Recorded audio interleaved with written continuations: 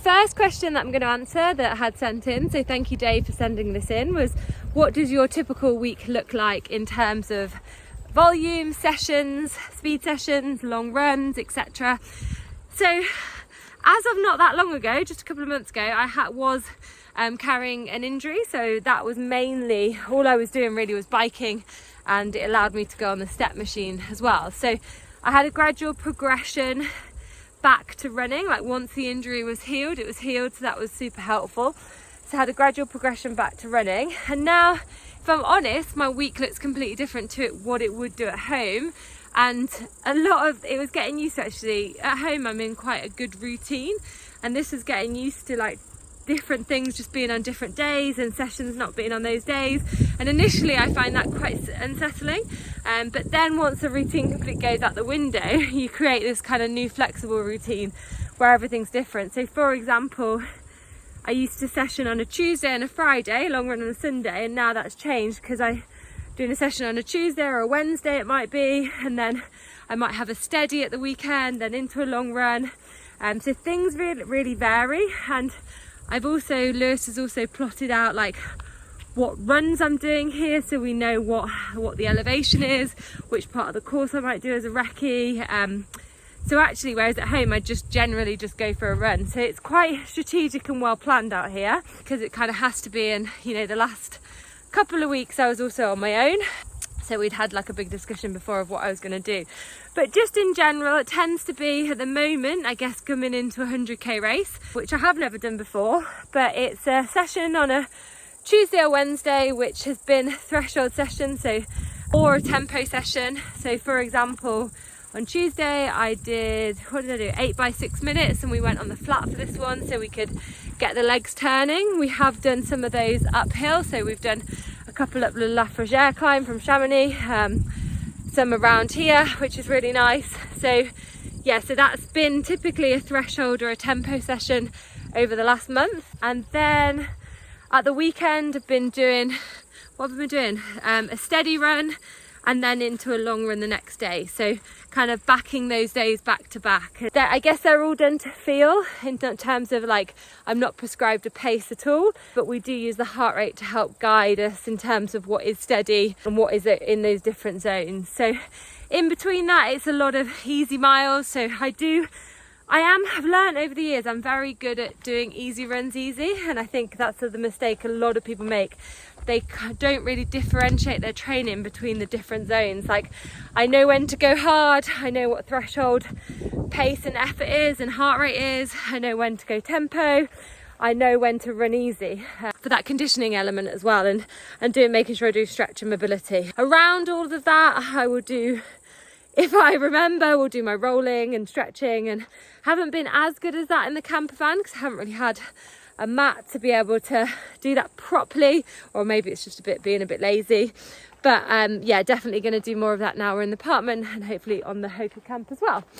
So that's generally what my training looks like, and it does change. So that would look different if I was running, you know, if I was at a different phase of training, for example during the winter, and things have been adapted because I've been coming back from injury.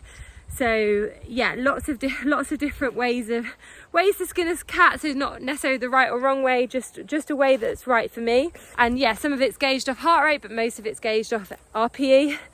And I think that's really helped my training. That's helped me to build volume. So we are doing more volume that I would do at home in terms of number of hours trained, but it's because everything takes longer. So a 10-mile run here could take you 2.5 hours. Which is why like some of the midweek runs are 2.5 hours, because yeah, the distance you cover. But it's all calculated from Lewis, and body seems to be coping with it pretty well. But within that training week, there's also, so I have a rest day every 10 days, which I really enjoy and really embrace.